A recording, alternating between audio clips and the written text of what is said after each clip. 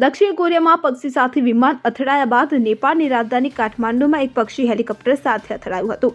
આ પછી હેલિકોપ્ટરનું emergency landing કરવું પડ્યું તો દક્ષિણ કોરિયાના મુઆન એરપોર્ટ પર રવિવારે સવારે લગભગ 9 વાગે લેન્ડિંગ કરતા પહેલા 181 મુસાફરો સાથે ઉડતું વિમાન પક્ષી સાથે અથડાયું હતું. આ પછી એરપોર્ટ પર ઉતરતી વખતે લેન્ડિંગ ગિયર ન ખુલવાને કારણે તે દિવાલની ફેન્સિંગ સાથે અથડાઈ હતી.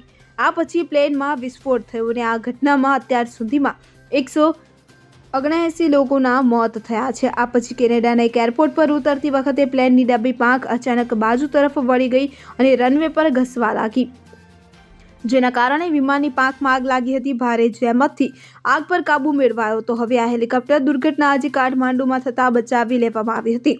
તેમજ જણાવી દે કે રવિવારે નેપાળની રાજધાની કાઠમાંડુ જઈ રહેલા 5 અમેરિકન નાગરિકોને લઈને જઈ રહેલા હેલિકોપ્ટરને પક્ષી સાથે અથડાઈને રાજધાનીથી 50 કિલોમીટર પૂર્વમાં બનેપા ખાતે ઇમરજન્સી લેન્ડિંગ કરવું પડ્યું હતું. એક અધિકારીએ આ માહિતી આપી હતી. Bureau report scene 24 news. હવે જુઓ દેશ દુનિયાની તમામ ખબરો તમારી આંગળીના ટેરવે. ઉઠાવો મોબાઈલ અને ગૂગલ પ્લે સ્ટોર પરથી ડાઉનલોડ કરો અમારી CN24 ન્યૂઝ મોબાઈલ એપ.